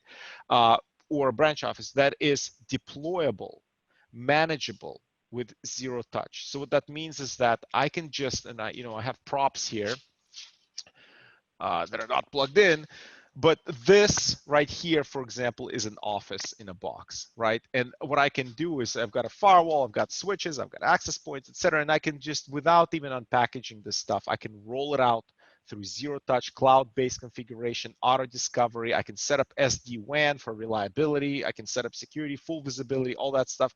And that's part of, we launched switches a month ago. We didn't launch switches because we want to be in the switch business, but because we want to give that full visibility of the entire network and full control, so that switching or wireless, whatever, it's all just an extension of security. And a lot of the product, so when I talk about some of the other point, a lot of products that we launched, it's about making it easy to manage a distributed enterprise with full visibility all the way down to the endpoint. So that's comprised of a cloud management console. We launched a completely brand new, rebuilt from scratch cloud native management console, which takes all the lessons and all the learnings of our 20 years of legacy management console experience, but rebuilt from ground up into the cloud native, so it's super scalable. That's what the definition of anything in the cloud needs to be super elastic and scalability. We launched our new TZ series firewalls. I sit right now on a gigabit fiber. I have gigabit fiber at home, up and down gigabit. And now I can have a set-top little device like this, where if I turn on full security, antivirus, anti-ransomware, anti-malware, intrusion prevention, all that stuff, I still have my full gigabit. Because now at this point, this is a multi-gigabit DPI device, right? And its performance, future capabilities with new OS, new UI. We launched switches. And from a cloud management perspective, we've consolidated and simplified a lot of the management capabilities into the new, as I said, network security manager. There's a brand new Dimitri, UI. can I stop you for a minute? Absolutely, yes. Hey, I don't want to gloss over the fact that you guys have switches now. I know that you said that you don't want to be in the switch business, but that's a pretty big deal for you guys to be able to have full network visibility and architecture. Just a question that we've gotten is, how are those SonicWall switches managed? Are they cloud? Are they direct through the firewall? Are they standalone? Yes. So yes. So first of all, I want to continue to advertise. There is a website, livedemo.sonicwall.com. Everything that we launch is available for you here. So if you go in here, just browse around. Under firewalls, you'll be able to find. Just click around. There will be a configuration here somewhere with switches and everything else plugged in. Yes, the firewall can act as a controller for the switch, meaning that when you log into the firewall UI, the firewall, instead of having just 10 ports, all of a sudden has 18 ports. There are also 48 port switches. All of a sudden, the firewall can have 52 ports. So the switch can also, it does PoE, so you can plug in access points to it, etc. But it can also be cloud managed directly as well if you want to do that. So it just depends. It's both. It's through the firewall or directly through the cloud. And I see a question: are there any plans for UI redesign? I personally think that the older UI was significantly better. Okay, so yes, there is UI redesign, and I hope that the new UI redesign you'll think is better than the redesign as we did 2 years ago. So this is kind of what I was getting to, is that this look and feel here, this will be the design UI for our cloud management console. This will be the look for our centralized management on-prem. This will be the look for the devices themselves, the firewalls themselves. And with this management console, you can manage public cloud template. There's ability to create templates, obviously group changes, inheritance, all that stuff. And you can through a single console manage cloud instances, virtual firewalls in the public cloud, private cloud, physical firewalls, etc. And again, I'm kind of blowing through this because certain can give you guys more details. I want to highlight some of the more notable things. So lots of capabilities from a management perspective, configuration audit, so that you know who changed what in the centralized management console. And we've redesigned it so you can almost see it on like a code base change level. Like for those of you who used diff on code, where you can see changes from left to right, what changed, right? I don't need to describe fully the market drivers for the new firewalls, but we're launching our 7th generation of products, right? And we're starting with the high end, the 670, the 570. I'm holding a 670 in my hands. This is the device. And 570 can also do full gigabit of full security at home. So now if you do have, for example, offices or home offices with gigabit, you don't need a rack mount device in order to be able to do gigabit of security on those devices. That's what we built this for. These actually also have 10 gig ports on the inside so that they can interface with switches on 10 gig and for multi-gigabit performance at home. Again, all of this stuff you can find in slides, and I'll let certain highlight. The one thing that I'll highlight, the one thing that I'll call out on these comparison charts is that in many cases it's 2.5 to 3 times the performance of the previous generation products on the firewall itself. And Joshua, you mentioned switches. You had the highlight switches a little bit. Here is, again, we're not in the business of switches for the sake of switches. It's to provide single administration and management experience, to simplify one less console that you need to log into. PoE, non-PoE, 10 gig, high port density, etc. That's all available. And again, it's managed by cloud or through the firewall itself. I'll skip over the details there. So, and they do show up in the firewall UI directly as additional ports. So you can just say, you can pick the ports on the switch, on the firewall, and say, these are my whatever finance zone, right? And it's just easy, and all the configuration just flows right through. And with zero-touch deployment, the idea here is that you shouldn't have to configure anything physically. Like our design principle, and this is before the pandemic, but we have a lot of customers that are in retail, and we kind of internally, you have this persona. We say we should be able to have a 16-year-old high school student that's working at a store. We send them boxes and we just tell them, hey, plug in the red cable into this port and blue cable into that port and step away. And from then on, it just automatically connects to the cloud, gets configured, and shows up in your management console saying ready to serve. And you already have a template for it that says update the firmware and inherit these changes, inherit these settings, and it just works, right? You don't need to spend time configuring, managing, or visiting in person the location. On the high end, we've launched, we're going into our big iron, the 2U device that can do, I wish I could say full 100 gigabits of threat prevention, but we're at 82. But 100 gig interfaces, 40 gig interfaces, this is either a head end for the distributed enterprise, or it's the edge firewall for enterprises, or it's a data center segmentation, higher education, a super, super high performance NSSP. And NSSP stands for Services Platform, because today, we have just the firewall capability on it, but the design principle for this in the future, and I'll get to this when I talk about multi-instance, multi-tenancy, is to be able to containerize and run other services on this, maybe even third-party services. Imagine like an app store where, oh, you want DDoS from Arbor or something like that. Well, here it is as a container, and boom, it now runs service chained on this device as well. That's the vision that we're going to right now. So for now, it's SonicWall ecosystem on this. And that brings me to the fact that we now are also rolling out multi-instance, multi-tenancy for those of you who deal with multi-tenancy. And I want to emphasize that this is the key operative words here are multi-instance. We've containerized our OS, and you're running fully different instances. So I can have one tenant who is on one version and another tenant on a different version with a different config. I can reboot them independently. Think of it as almost like hypervisor. I mean, if you're familiar with containers, there is kind of a hypervisor, but it's not a hypervisor, and different instances of OS. And that's how we're doing multi-tenancy with full isolation. So if one tenant runs amok, it doesn't affect everyone else. And again, I'm skipping through some of the detail here in the interest of time. And we've also redesigned, this is the new UI that you're looking at. We've also redesigned our policy engine at the high end. We've consolidated everything onto a single screen. Now policies can be such that it can be user identification can be part of the policy. It can be the finance department has this security policy which does SSL decryption and whatever, full AV. The engineering department has this policy, which doesn't do SSL decryption, but does URL filtering. So much more granular. But coming back to what, Josh, you mentioned this about an hour ago, and I kind of caught on to those words that risk assessment, things left over, admins take over for someone else.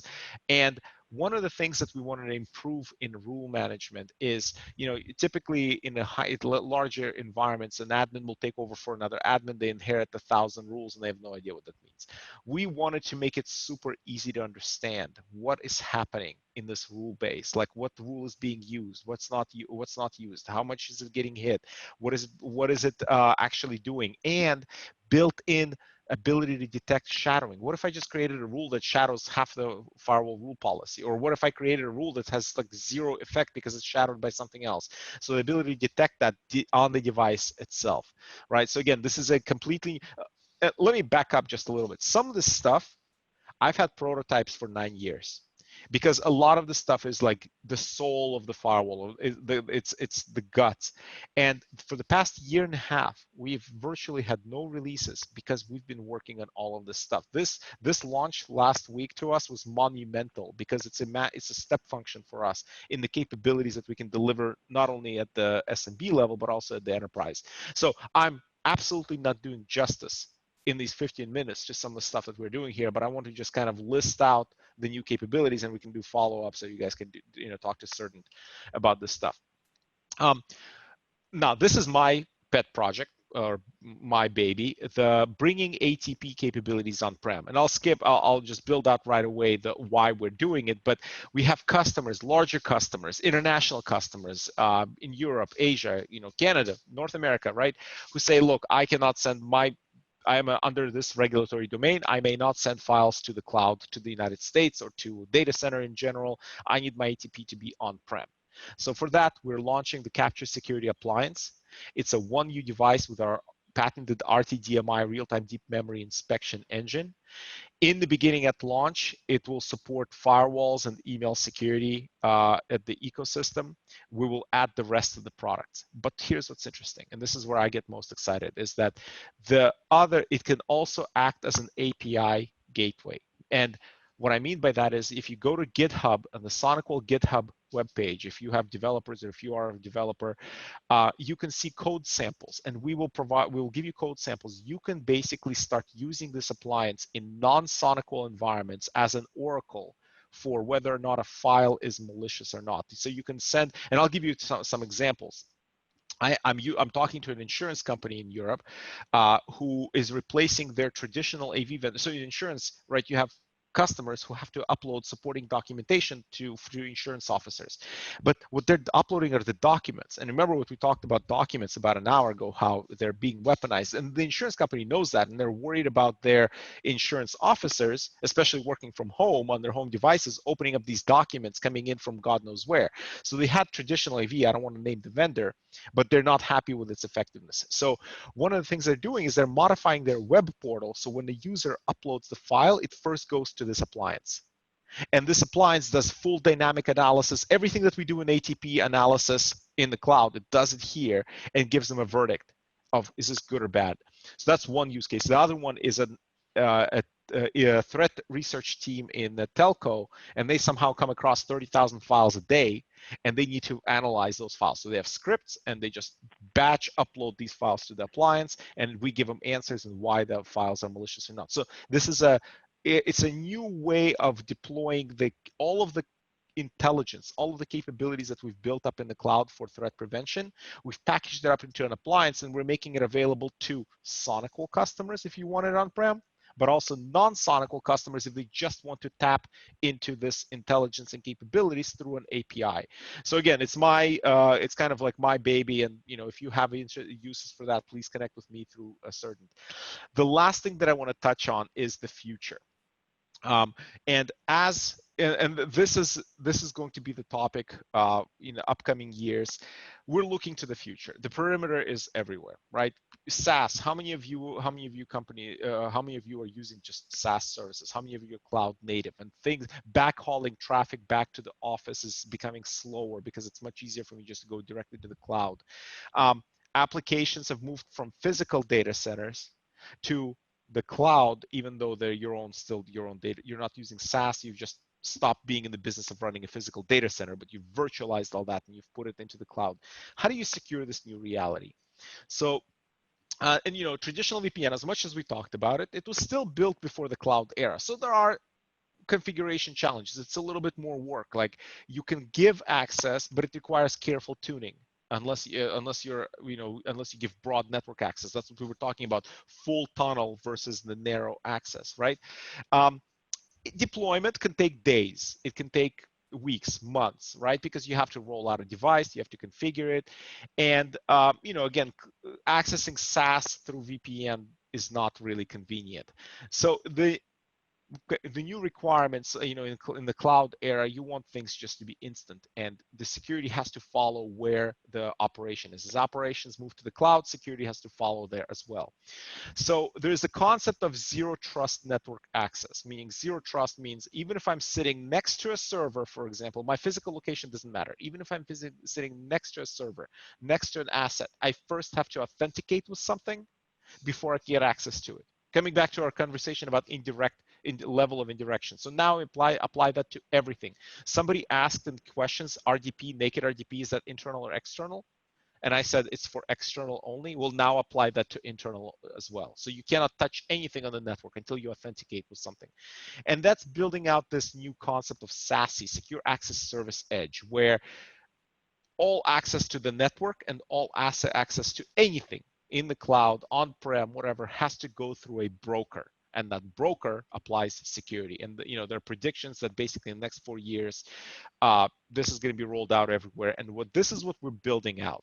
Whether you're remote users, whether they're branch offices, whether they're HQ, everyone connects to cloud infrastructure. The security happens, whether it's network security, URL filtering, antivirus, CAS, VPN access, it all is brokered in this cloud service, and then you can control people's access through a single console, it's distributed right across the world, across data centers in the world, but from a single management console through a single service online that lives in the cloud, you grant people access to VPN, grant people access to SaaS cloud services, to servers. Without going through this service, those things don't even exist. Shodan will never find them because they're hidden.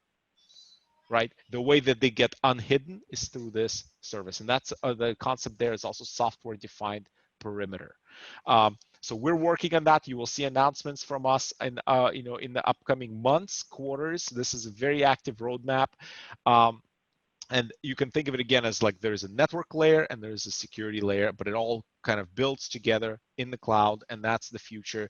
5 years from now, I fully expect a lot of our firewall sales, VPN sales, et cetera, to be fully cannibalized by this, and I don't care, because I'd rather be us cannibalizing this business rather than someone else. All right, Josh, that was probably the fastest roadmap update and launch update that I've ever done in my life. I would agree expect you guys there. to have a lot of follow-up questions on your end. Let's see what we've got. Yeah, Kara, do you want to do some Q&A? Yeah, I was actually going to ask you guys if you wanted to cover a few of the questions that got thrown into the Q&A box before I cover some that was sent to me privately. So let me see here. Is there any advantage to using SonicWall VPN and Extender versus Azure's to utilize the larger bandwidth and throughput based on the user's ISP connection? I'm actually not familiar. I need to look up what Azure has. Josh, do you know? Yeah, I'm minimally familiar with it. So really, it's going to depend on what you're connecting back into to your organization. Yeah, I think Sorry, I that's, don't have a that's better the key. answer to that. No. I think you're right, because Azure's, if your assets are in Azure, right? If you have virtual machines, et cetera, in Right. Azure, then yes, absolutely use VPN, whether Azure or SonicWall, but I actually don't know. I haven't played with Azure's VPN connectivity there. If your assets are on-prem, then Azure doesn't apply there. There was a question of how, let's see, what other questions. If you had to, okay, the other question is about the poll.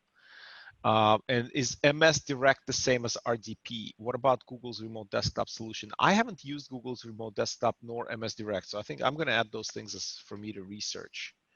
So from an MS Direct standpoint, I'm a little bit familiar with that. That is a client base. It is basically what Microsoft deems from their server to be a VPN, but not a VPN connection. You can certainly use it. But I'm always in favor of making sure that you're wrapping that connection inside of a VPN tunnel. Yeah. And to me, from what I do know about the Google desktop, that is really kind of almost like a TeamViewer version of accessing your desktop. So as long as you're locking it down with multi-factor authentication, then it would be okay to use. Yeah. Is that for Chromebooks only, or is that for all systems? No, I see iOS, OS, Windows. Yeah, so yeah. What Josh said. Awesome. All right, a couple that were sent to me privately here. So one is commenting on all of the security reports that come out. SonicWall obviously does a big and very good one. Verizon does one. But with all the reports that come out, do you feel like there are 2 or 3 consistent themes that you feel like people should focus on as far as initiatives go?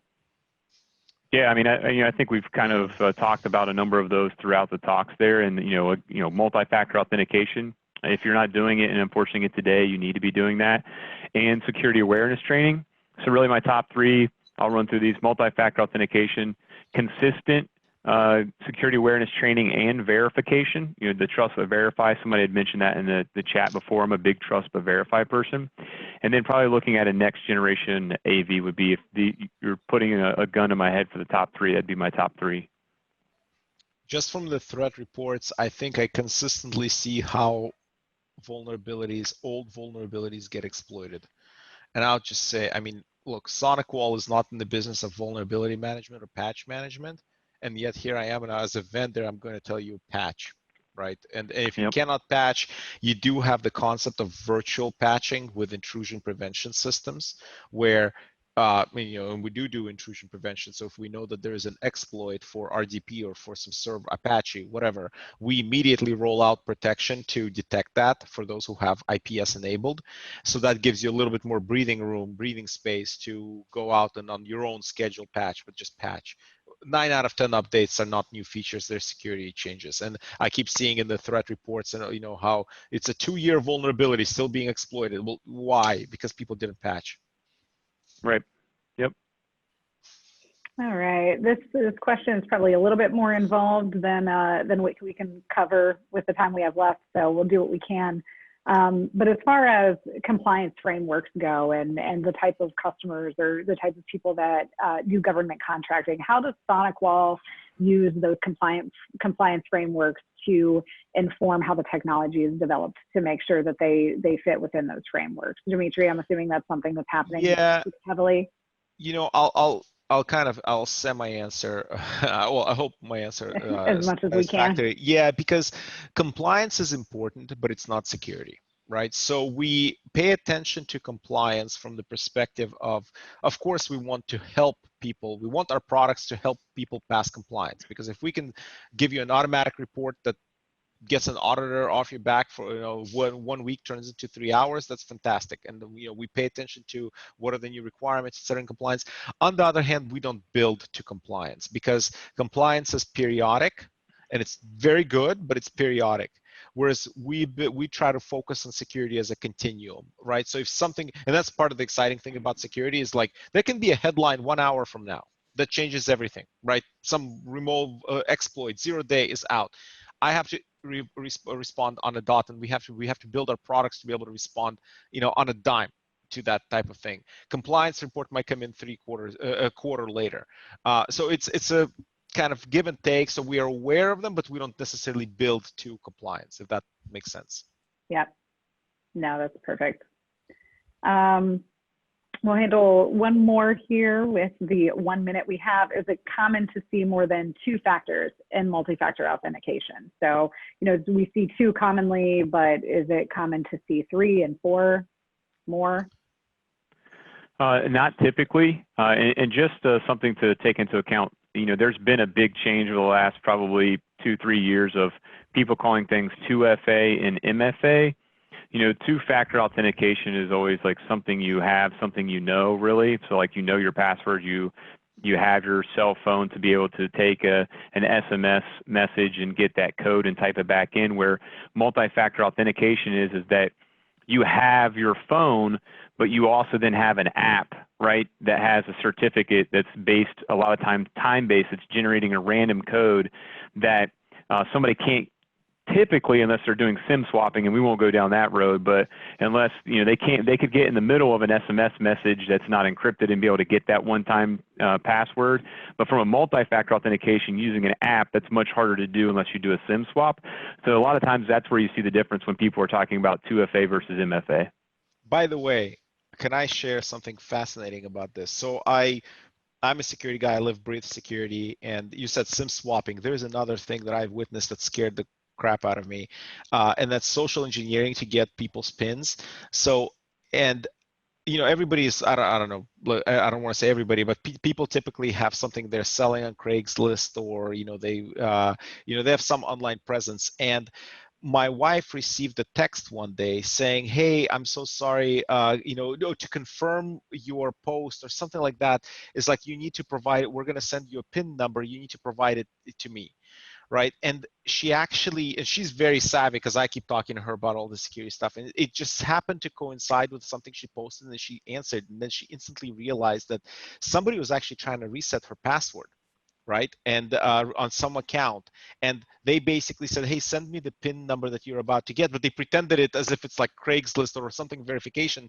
And she sent it. So it sounded super legitimate. If anybody asks you for your summary, if somebody asks you for a PIN code that's about to arrive on your phone via email or via text, don't do it. Right, exactly. But she fell for it, even though she's now very savvy through just exposure to me about all the scams and all the other stuff. Yeah, I'll tell you real quick too. I know we're running over. Something that scares me is, most people, we have our Apple Watches or whatnot right now. So your multi-factor authentication will go to your watch, right? So if you're just doing a push-to-touch notification, how many times throughout the day does somebody get a text message or a notification from something else that they just look at the wrist and they hit the button and they move on?